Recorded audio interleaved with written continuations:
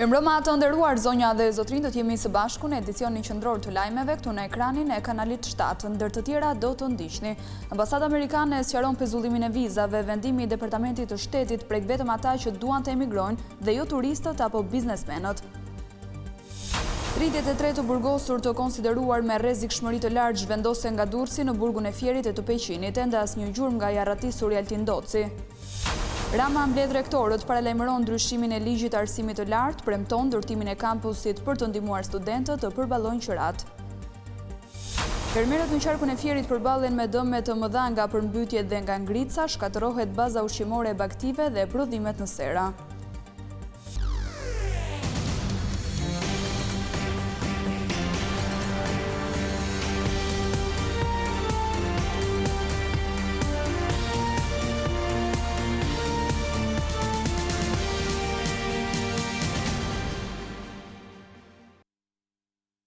Vjem të njihemi më gjërësisht me zhvillimet kryesore të ditës. Vendimi i presidentit Trump për pezullimin e vizave prek vetëm ata që duan të emigrojnë në Shtetet e Bashkuara të Amerikës. Ambasada e SBA-s në Tiranë sqaron se urdhri nuk përfshin viza turistike apo të biznesit, edhe vizat e lëshuara më herët janë të vlefshme për të udhëtuar në SBA. Ambasada amerikane ka sqaruar urdhrin e dhënë nga presidenti Trump lidhur me pezullimin e vizave për emigrantët në 75 vende të botës, përfshirë këtu dhe Shqipërinë. Selia diplomatike e SBA në Tiranë, me anë të një njoftimi zyrtar, sqaron se pezullimi ka të bëjë vetëm me qëndrimet afagjata dhe jo me udhëtime turistike apo studentore. Aplikantët për vizë emigrimi që janë shtetas të vendeve të prekura mund të dorëzojnë aplikimet për vizë dhe të marrin pjesë në intervista dhe departamenti do të vazhdojë të caktojë takime për aplikantët, por gjatë kësaj periudhe pezullimi nuk do t'u lëshohen viza emigrimi këtyre shtetasve. Jo, ky pezullim zbatohet vetëm për aplikantët e vizave emigruese. Vizat turistike janë viza jo emigruese. Gjithashtu shpjegoi se çdo vizë emigrimi e dhënë nuk do t'u hiqet shtetasve që tashmë i kanë marrë. Asnjë vizë emigrimi nuk është hequr si pjesë e këtij udhëzimi. Për pyetje që lidhen me hyrjen në Shtetet e Bashkuara, ju referojmë tek Departamenti i Sigurisë Kombëtare i Shteteve të Bashkuara. Më herët pati reagim dhe nga ministria e jashtme Elisa Spiropali, e cila shpjegoi se ky urdhër nuk shigjeton Shqipërinë, por vjen si pjesë e masave të administratës amerikane për të kufizuar abuzimet me avantazhet që ofron sistemi amerikan i migracionit. Askush nuk dalohet të udhtojë dhe të vizitojë si turist, student, qytetar apo edhe zyrtar, por rregullat e qëndrimit në SBA do të ndryshojnë në linjë me politikën e tyre të imigracionit.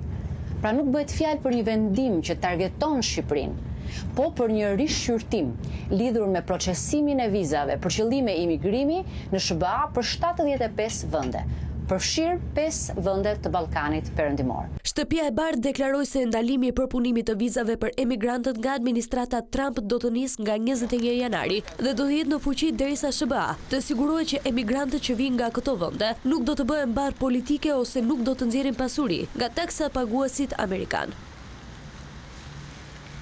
Ndërsa policia nuk ka gjetur ende asnjë gjurmë të Altin Docit, arratisja e tij u bë shkak për shtyrjen e gjyqit të Plumbit të Artë. Në seancë u lexua shkresa e drejtorisë së burgjeve, e cila vuri në djeni togat e zeza mbi mungesën e të akuzuarit për krime të rënda. Pas arratisjes si nëpër filma, prokuroria e Durrësit po heton kushtet e sigurisë në të cilat mbahej një i pandehur me rrezikshmëri të lartë si Altin Doci në paraburgimin e këtij qyteti dhe jo në një burg të sigurisë së lartë.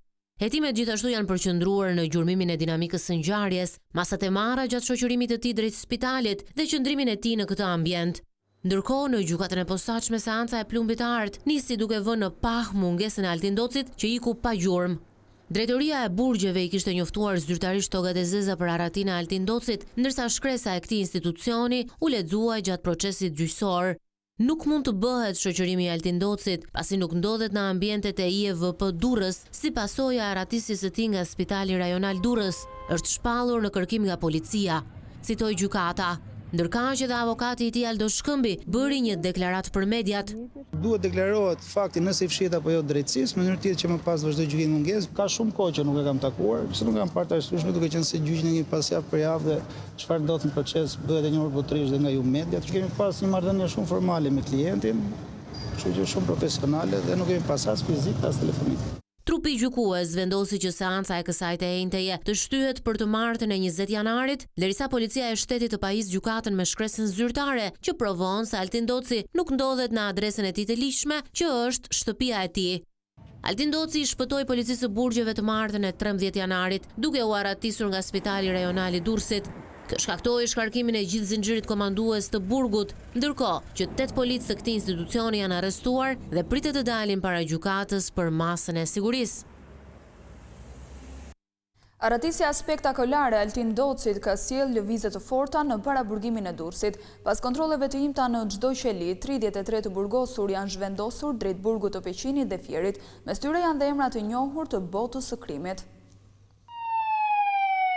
33 të burgosur të konsideruar si persona me rrezikshmëri tepër të lartë janë transferuar nga paraburgimi i Durrësit drejt burgut të sigurisë së lartë në Peqin dhe ati në Fier. Operacioni u zhvilluar pak pas mesnatës së dieshme në masa të larta sigurie. Ndër emrat e personave të transferuar është edhe Lulzim Berisha, i cili prej disa muajsh qëndronte në një nga qelitë e paraburgimit në Durrës. Po ashtu, mes të larguarve janë edhe Astrit Avdyli, i dënuar për vrasje dhe jo vetëm. Vëllezërit Artur dhe Klevis Hoxh Osmani, pjesë e një grupi kriminal që merrej me trafikim droge nga Ekuadori, Orges Molla e të tjerë. Vendimi për transferimin e të burgosurve me rrezikshmëri të lartë erdhi pas arratisjes së Altin Docit nga Spitali Rajonal i Durrësit, gjatë kohës që ai u dërgua atje për një vizitë mjekësore në repartin infektiv. Burime jo zyrtare bëjnë me dije se 206 të dënuar dhe të paraburgosur të burgut të Durrësit kanë kaluar në sit për të vlerësuar nivelin e rrezikshmërisë së secilit. Një ditë më parë, Ministri i Drejtësisë Besfort Lamallari urdhëroi hartimin e një plani të ri kombëtar rishpërndarjeje duke i ndarë të burgosurit sipas rrezikut shoqëror. Prokuroria e posaçme e kërkon dënimin e përjetshëm të pronarit të kompleksit Golden në Shijak, ku rrëmbye dhe u zhduk pa gjurmë Jan Prenga. Spak dyshon se Hajri është një nga personat organizator të rrëmbimit në vitin 2020. Megjithatë, autoritetet kanë dështuar që ta arrestojnë atë, ndërsa dënimi nga prokuroria u kërkua në mungesë. Apeli i posaçëm la në fuqi në shkallën e parë dënimin e kopshtarit Festim Bexhdeli, i cili do të qëndrojë përjetë në qeli.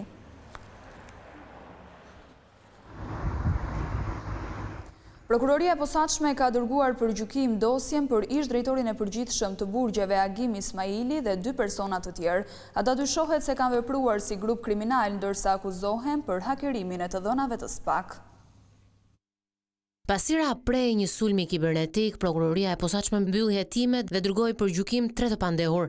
Ata janë vënë në akuzë për hyrje të pa autorizuar kompjuterike, përgjimi pa lishëm i të dhënave kompjuterike si grup kriminal. Fjala është për ish-drejtorin e burgjeve Agim Ismaili, ish-punojnë si Inspektoratit të Mbrojtjes së Territorit Arnold Rokaj dhe ish-zyrtarin e burgut Vlorë Zambak Gjonaj. I pandehuria Arnold Rokaj aksesoi në mënyrë të paautorizuar materiale hetimore të prokurorisë së posaçme kundër korrupsionit dhe krimit të organizuar, një pjesë e të cilave u dërgua në mënyrë të palishme tek të pandehurit Zambak Gjoni dhe Agim Ismaili, të cilët i shpërndan ato më pas tek persona të tretë. Shtetasit Zambak Gjoni dhe Arnold Rokaj u identifikuan në një kohë të shpejtë brenda 24 orëve dhe u arrestuan menjëherë, duke parandaluar kështu edhe shpërndarjen e mëtejshme të materialeve hetimore. Sistemi kompjuterik i SPAK u sulmua më 12 mars të vitit të kaluar, ndërsa ngjarja u zbulua disa ditë më pas. Në prill, prokuroria e posaçme njoftoi zyrtarisht se ishte vënë në shënjestër të një ndërhyrjeje të palishme në adresat e emaileve të 3 hetuesve. Njoftimi theksonte se me gjithë tentativën nga sulmi nuk u depërtua në serverin e brendshëm të prokurorisë, por disa shkresa janë shpërndarë për persona të tretë, duke përfshirë këtu edhe njerëz të medias.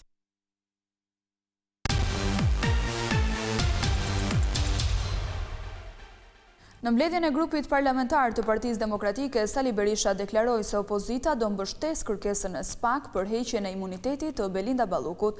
Lideri demokrat nënvizoi se këtë herë Rama është kapur në shkelje të rënda dhe nuk shpëton dot.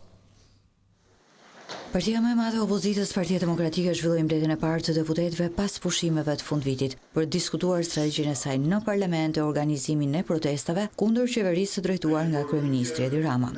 Kryetari i PD-s Sali Berisha përsëriti se betejë kryesore në parlament do të jetë në mbështetje të kërkesës së SPAK-ut për imunitetin e numrit 2 të qeverisë, Belinda Balluku. Kryehajduti i kombit ka bllokuar procedurën kushtetuese, detyrimin kushtetues dhe procedurën kushtetuese për të hequr imunitetin deputetëve, ministrave që akuzohen nga organet e drejtësisë për vjedhje, për korrupsion, për shpërdorim. Ky është një akt antikushtetues me pasoja shumë dramatike për Shqipërinë dhe shqiptarët. Në mbledhjen e grupit deputetëve, Berisha deklaroi se përgjegjësi real për çështjet që SPAK-u kujton në lidhje me tenderat në infrastrukturë apo tenderat në aksh është vetë kryeministri Edi Rama, ndaj opozita nuk do të tërhiqet deri në largimin e tij. Çdo ditë që kalon është një ditë që s'ka legjitimitet për te. Nuk ka legjitimitet kur një njeri që shndron zgjedhjet në fars. Nuk ka legjitimitet kur një qeveritar që shkel ligjin dhe mbrohet me imunitet, nxjerr imunitetin si mburoj. Duhet me çdo kusht të bëhet përgjegjës para ligjit, të shkoj ku të doj. Në qiell dhe në tokë, vrim miu nuk do të gjej. Në rast se vazhdon të bllokoj kushtetutën dhe ligjin. Kryetari i Partisë Demokratike Sali Berisha lajmëroi se opozita ka vetëm një qëllim: largimin e kryeministrit Edi Rama dhe krijimin e një qeverie teknike që të çojë vendin drejt zgjedhjeve të parakohshme.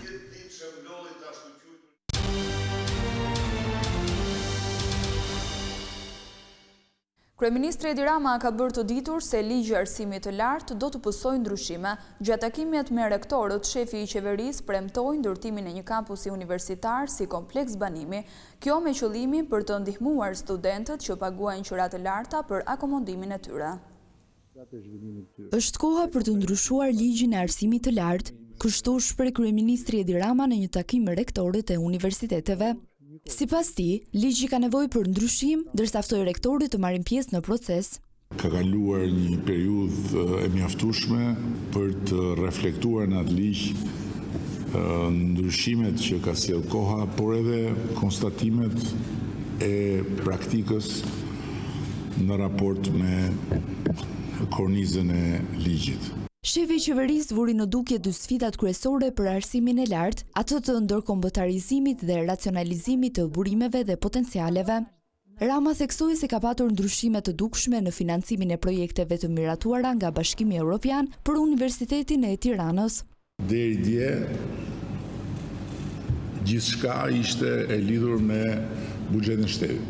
Sot e kanë rritur kapacitetin e tyre financues jashtë buxhetit shtetit, duke qenë në gjendje të ndërtojnë projekte apo partneritete europiane. Përsa i përket grantit të mësimdhënies, ministria Mirela Kumbaro tha se një vëmendje veçantë është për kërkimin shkencor. 115 milion euro si grant për mësimdhënien që ndahet në fond institucional dhe fond për mbështetjen studentore. Qeveria për këtë vit vë në dispozicion 7 milion euro për kërkim shkencor dhe për infrastrukturë shkencore. Kryeministri njoftoi gjithashtu ndërtimin e kampusit në Durrës si kompleks banimi. Sipas tij, për të dhënë zgjidhje problemeve të studentëve me çmimet e larta të qirave. Tre nga të akuzuarit për vrasjen e Martin Çeços në Maliq 3 vjet më parë janë liruar nga burgu.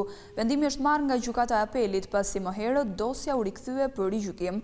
Pas vendimit i cili u njoftua aktë të njëjtë, familjarët e viktimës kanë shpërthyer në akuza, duke paralajmëruar se do të marrin hak. Gjykata e apelit në Tiranë ka ndryshuar masën e sigurisë për 3 të akuzuarit për vrasjen e 26 vjeçarit Martin Çeço. Ngjarja ndodhur më shumë se 3 vjet më parë në fshatin Kolanec të Maliqit. Masa arrest në burg u zvendësua me arrest shtëpie për Valter Mollajn, kushëririn e tij Etlir Mollaj dhe për çobanin Bledi Angjo, pasi trupa gjykuese konstatoi se ishin të i kaluar afatet ligjore të paraburgimit. Vendimi i apelit ka shkaktuar reagime të forta nga familjarët e viktimës. Babai të ndjerit Nevzat Çeço e cilësoi vendimin të padrejtë dhe deklaroi se do të marrë hak për humbjen e djalit. Sipas tij, i biri nuk u vra për një histori dashurie, por sepse kishte zbuluar parcela me drogë të mbjella nga autorët. Djali nuk pati as takim me çupën as beri. 2 dashnorë në fshat i kishte. Se nuk bën një krim nga ta, po bërim djalin tim. Ata kanë bjell droga të la, u mora vesh mirë unë. Dhe për çdo kur djalën tim që ndan Mali 2 veta. E hape gojnë që thënë do të zhdukim. Djalit tim s'kisha faja. Unë këta kam për thënë. Unë të t'i provoj me benzin. Të si familje që janë. S'kam që do me jetë, unë të t'pëve djalit qeti, them me barova. Martin Çeço u vra në qershor të vitit 2022 dhe më pas trupi i tij u hot në rezervuarin e Kolanecit. Gjykata e shkallës së parë në Korçë më 10 shkurt të vitit 2025 shpalli fajtor 4 të pandehur për vrasjen e Martin Çeços, duke dhënë në total 83 vjet burg. Valter Mollaj u dënua me 25 vjet, Edlir Mollaj me 23, Bledi Angjo me 15 vite dhe Martina Pajullari me 20 vjet heqëlirie.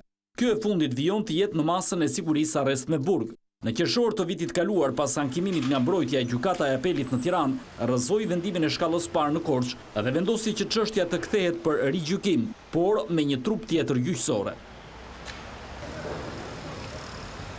Fermerët në qarkun e Fierit po përballen me dëme të mëdha të shkaktuara nga përmbytje dhe ngrica. Bëhet fjalë për shkatërimin e bazës ushqimore të baktive, si dhe të prodhimit në sera. Pas tërheqjes së ujit nga sipërfaqja e tokave bujqësore në qarkun e Fierit, janë evidentuar një sër dëmesh financiare për fermerët e zonës. Ashimi Sufi është një ndër blegtorët të cilit përmbytja i dëmtoi të gjitha bazën ushqimore. Blegtori ka firmosur dhe dokumentin për dëmshpërblim. Atë komunës kanë thënë që do bjem sollën dije ushqim për blegtorin, do bjem prapë, thonë, i falemderit, inshallah. Çfarë ke nevojë konkretisht? Po konkretisht tani stane dhe për çdo gjë ka nevojë. Përveç dëmeve në blegtori nuk mungon as ato në bujqësi. Fermerit Bari Tusha janë përmbytur 30 hektar lajthi dhe ullishte për herë të dytë. Ai është në pritje të verifikimit të dëmeve. Kemi një sipërfaqe prej 30 hektar, është mbjellë me ullim dhe lajthi, ndërkohë është hera e dytë që përmbytet. Herën e parë nga zuri dhe pa vjel ullim, ndërkohë që mbeti edhe 2-3 hektar pa vjel. Problemet nuk munguan as në sera, ku fermerit Fatjon Aslani në zonën e Zharcës në Patos thotë se janë shkatëruar 30 ton domate. Dëmi ishte kolosal, unë ku erdha këtu brenda s'kisha parë asnjëherë aq ngritje të fortë. Po asnjë bim nuk ishte e saktë, tëra kishin mbaruar. Nuk e di, ziu nuk e di. Sikur i kishte vënë atë zjarrin në poshtë. Pas 2 javësh përmbytje në territorin e qarkut të Fierit ka nisur puna për konstatimin e dëmeve. Kemi ditë që kemi dalë në terren për të verifikuar këto dëme dhe është konstatuar që janë tema të konsiderueshme. Përmbytjet janë masive, kanë qenë rreth 200 hektar para 3 ditësh. Sot uji vazhdon të largohet, hidrovori është në gjendje pune, është tërhequr nga parcelat, por pasojat janë të mëdha. Kemi prej 3 ditësh në terren bashkë me përfaqësues agronom të Arebit Lushnjë, duke verifikuar dhe konstatuar të gjitha dëmet të shkaktuara si pasojë e rreshjeve të shiut të fundit, që janë goxha të konsiderueshme. Deri tani furnizimi me bazë ushqimore për blegtorët shihet si puna më urgjente për drejtorinë e bujqësisë. Nga përllogëritja e dëmeve rezulton se 1859 fermerë janë dëmtuar nga përmbytja në qarkun e Fierit.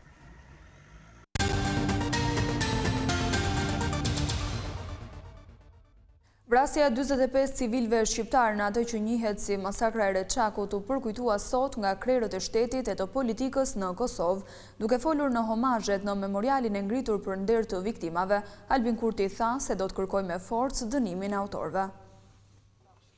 Kosova ka përkujtuar këtë 15 janar viktimat e masakrës së Reçakut në fshatin Shtim, ku 27 vite më parë forcat serbe vranë 45 civil shqiptar. Krerët e shtetit, presidenti Vjosa Osmani, kryeministri në detyrë Albin Kurti, lider të partive politike dhe qytetarë të shumtë u mblodhën në memorialin e viktimave në fshatin Reçak.